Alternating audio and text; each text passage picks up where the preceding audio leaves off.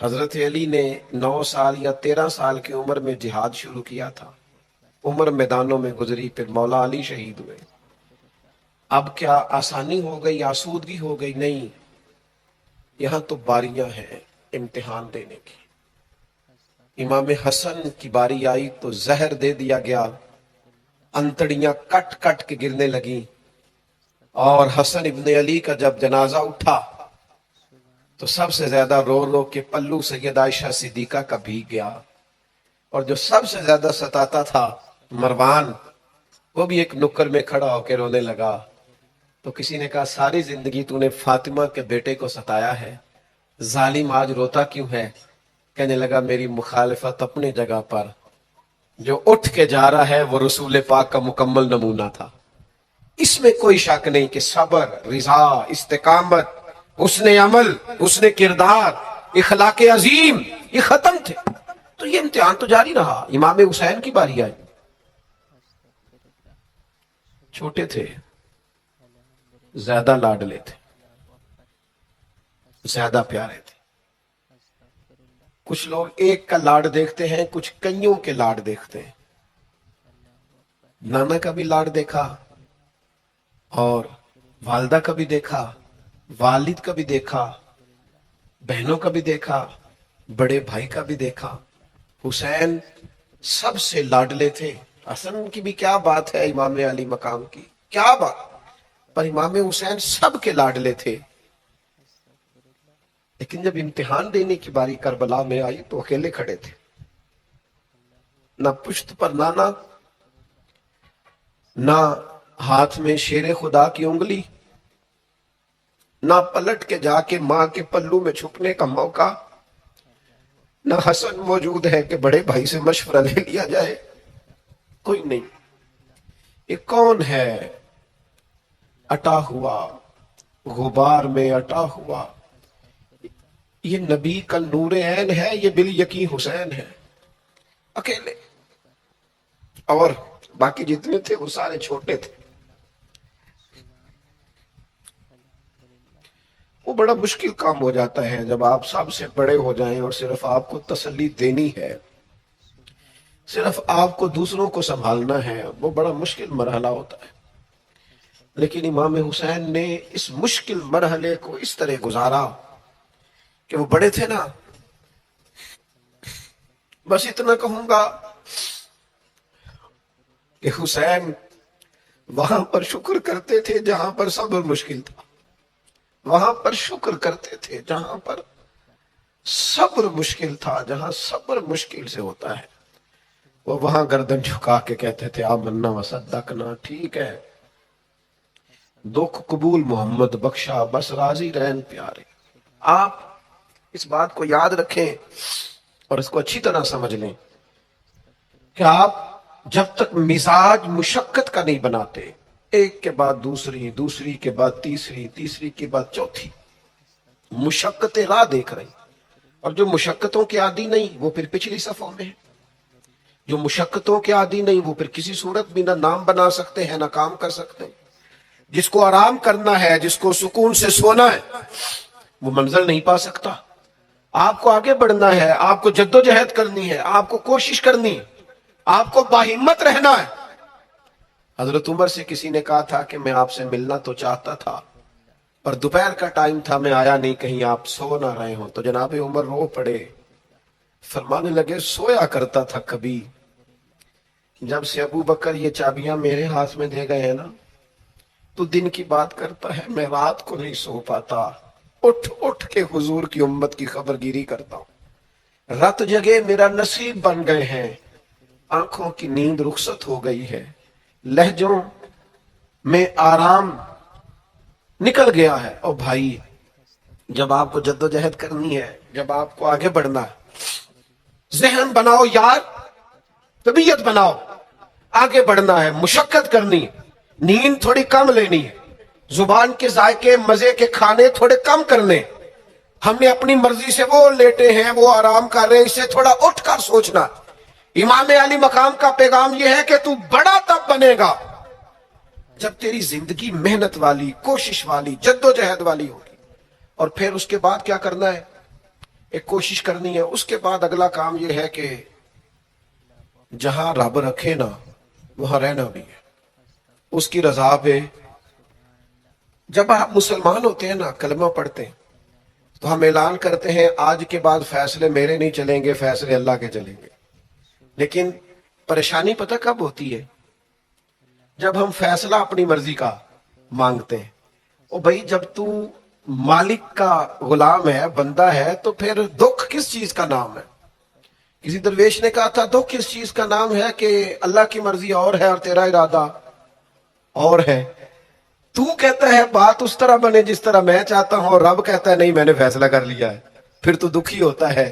سکھی بھلا کون ہوتا ہے؟ جو رب کر دے وہ کہے بالکل ٹھیک ہے، وہ کہے بالکل. اور قرآن مجید نے اسے بیان کیا رضی اللہ عنہم ورضوا عنہ. یہ کربلا کا دوسرا پہلو. ایک پہلو مشقت جدوجہد، ایک پہلو یہ کہ رضی اللہ عنہم ورضوا عنہ. اللہ کہتا ہے میرے بندوں کی شان یہ ہے کہ اللہ ان سے راضی ہے اور وہ اللہ سے راضی ہے. اللہ ان سے راضی ہے اور وہ بھی راضی ہے اللہ سے. اللہ نے جہاں رکھا ہے وہ اللہ سے. ایک پہلو یہ ہے کہ اللہ راضی ہو جائے، ایک پہلو یہ ہے کہ بندہ راضی ہو جائے. رب فرماتا ہے ذالک الفوز العظیم، وہ اللہ سے راضی، اللہ ان سے راضی. یہ بہت بڑی کامیابی ہے. امام محمد غزالی رحمت اللہ علیہ سے کسی نے کہا تھا زیادہ مشکل کیا ہے، اللہ کا راضی ہونا کہ بندے کا؟ تو امام صاحب فرمانے لگے رب تو مہربان ہی بڑا ہے، بڑی جلدی راضی ہو جاتا ہے. دو صرف آنسو بہائے سچی توبہ کے مالک راضی ہے. کسی غریب کی مدد کر دے اخلاص سے اللہ راضی ہے. اللہ تو جلدی راضی ہو جاتا ہے. مشکل یہ ہے کہ بندہ نہیں راضی ہوتا. یہ اس نے ہر روز ایک نئی امید لگائی ہوئی ہے، ہر روز اس کا نیا رنگ ہے. یہ راضی نہیں ہوتا. حضرت موسیٰ علیہ السلام نے اللہ کی بارگاہ میں عرض کی مالک میری قوم یہ عرض کرتی ہے کہ تو بتا تو ہم سے کیسے راضی ہوگا. حضرت موسیٰ اپنی قوم کی عرض لے کر مالک کی بارگاہ میں کوہ طور پہ حاضر ہے. او یارو اسے دل کی تختی پہ لکھ لینا. عرض کی مالک میری قوم کہتی ہے رب کریم کے حضور عرض کریں کہ ہمیں بتائے ہمارا رب ہم سے کیسے راضی ہوگا. تو حضرت کلیم کہتے ہیں جب رب کی بارگاہ میں عرض کیا تو مالک نے فرمایا ان سے جا کے کہو وہ مجھ سے راضی ہو جائیں، بس وہ راضی ہو جائیں میں بھی ان سے راضی ہو جاؤں گا. حضرت سیدنا عبداللہ ابن عمر رضی اللہ تعالیٰ عنہ کا صاحبزادہ بڑا سخت علیل ہو گیا. بچے بیمار ہو جائے تو تکلیف بڑی ہوتی ہے انسان کی طبیعت کو. حضرت عبداللہ ابن عمر کے بیٹے بڑے سخت علیل ہو گئے. جناب عبداللہ ابن عمر بڑے پریشان ہیں، کبھی ادھر جاتے ہیں کبھی ادھر جاتے ہیں، اس حکیم کے پاس اس طبیب، سخت پریشان. آپ کے دوست احباب دیکھتے ہیں کہ حضرت عبداللہ ابن عمر بڑے سخت آزمائش میں، بیٹے کا انتقال ہو گیا، صحت نہ ہو سکی، اللہ کا حکم آ گیا. اب یہ جو انتقال ہے یہ ظاہر ہے بیماری سے زیادہ مشکل کام ہے، بیٹا چلا ہی گیا ہے. لیکن وہ لوگ کہتے ہیں جب ہم بعد میں تعزیت کرنے کے لیے گئے تو جناب عبداللہ ابن عمر کو بڑا مطمئن دیکھا. تو ہم نے عرض کی کہ حضور اس وقت تو صرف بیمار تھا تو آپ زیادہ تسلی میں نہیں تھے اور اب آپ بڑے تسلی میں محسوس ہوتے ہیں، وجہ؟ تو فرمانے لگے جب تک میری ذمہ داری تھا نا میں پریشان تھا، اب خدا کے کرم اور رحمت کی جگہ پہ چلا گیا، اللہ کا فیصلہ آ گیا ہے اور میں سمجھا ہوں کہ میرا رب اسے اپنی بارگاہ میں بلانا چاہتا ہے، لہذا میں پورے طور پر مطمئن. اب میں اللہ کی رضا پہ پوری طور پر راضی ہوں. میرے عزیز جب تک یہ رضا حاصل نہیں، کیا لطیف انداز ہے. وہ ہمارے ایک بڑے زبردست رائٹر تھے صاحبزادہ خورشید احمد گیلانی مرحوم، ان کا ایک مضمون چھپا ایک دفعہ امت کا پہلا صوفی. تو وہ ٹائٹل دیکھ کر مجھے بڑی تجسس ہوا کہ کس کو، چونکہ ہم صوفیاء کی جماعت ہے، کس بزرگ کا تذکرہ کیا انہوں نے، امت کا سب سے پہلا صوفی. تو جب مضمون کھولا تو امت کا سب سے پہلا صوفی انہوں نے جناب صدیق اکبر کو قرار دیا. فرمایا یہ پہلے درویش ہے اس امت کے، حضرت ابو بکر صدیق. حضرت ابو بکر صدیق علیل ہو گئے، بیمار ہو گئے. تو یہ دیکھیے ذرا ان کا انداز تصوف. تو یار دوست پتہ لینے گئے تو ایک روٹین ہوتی ہے نا، جب لوگ تیمارداری کرنے جاتے ہیں تو کہتے ہیں کسی ڈاکٹر کو دکھایا. سب لوگ آپ کے گرد بیٹھے ہیں تو کہنے لگے ابو بکر طبیب کو دکھایا ہے؟ فرمانے لگے ہاں طبیب دیکھ گیا ہے اور طبیب دیکھتا رہتا ہے. تو کہا پھر طبیب نے کیا کہا ہے؟ کہنے لگے طبیب نے کہا فعال لما یرید، طبیب نے کہا ہے بھئی جو میں چاہتا ہوں نا وہ میں کر دیا کرتا ہوں، جو میرا ارادہ ہوتا ہے پھر وہ میں کر دیتا ہوں، وہ طبیب مجھے کہہ گیا ہے، لہذا جو اس کا ارادہ ہونا ہے اس نے۔ اب وہ جو ارد گرد بیٹھے تھے وہ بھی تو صحابہ تھے نا، اس باریک بات کو فوراً سمجھ گئے، کہنے لگے اللہ تجھے جزا عطا کرے۔ او یارو،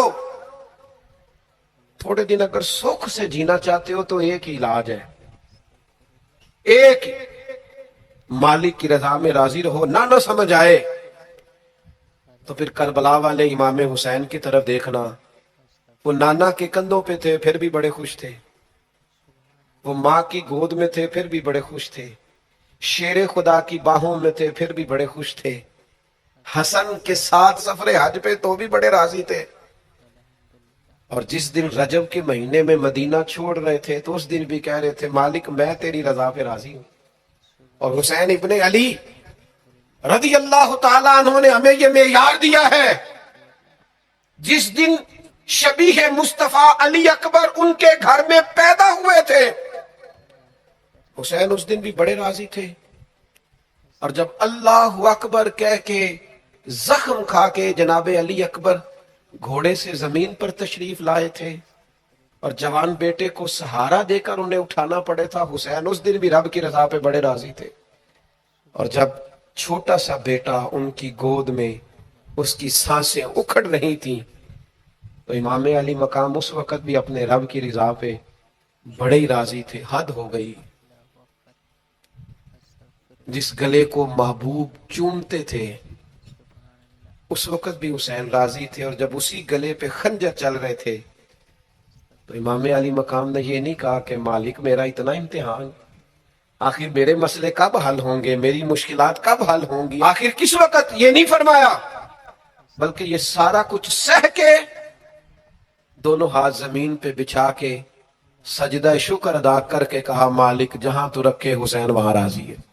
حضور کی اولاد پر کبھی بحث نہ کریں، ان کے حوالے سے کبھی بھی کسی چیز کو موضوع بحث نہ بنائیں، آپ کو پتہ نہیں